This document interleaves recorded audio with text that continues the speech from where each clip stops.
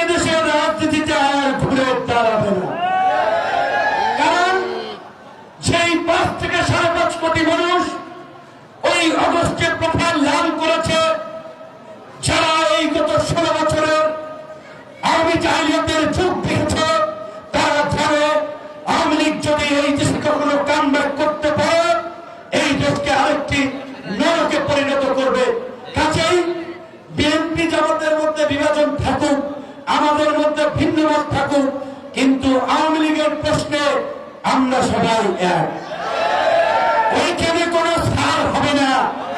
কাজেই পরিষ্কার ভাবে বলি, যে যতটুকু পাপ করেছেন মাপ চেয়ে ভালো হয়ে যান।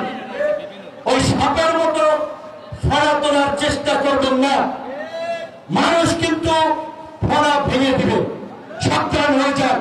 বারবার বলছি, অনেকেই জানি বিভিন্ন এলাকা আছেন, ব্যবসা করছেন, বাণিজ্য করছেন, আপনারা করেন, কিন্তু আকাম কুকাম করেন না।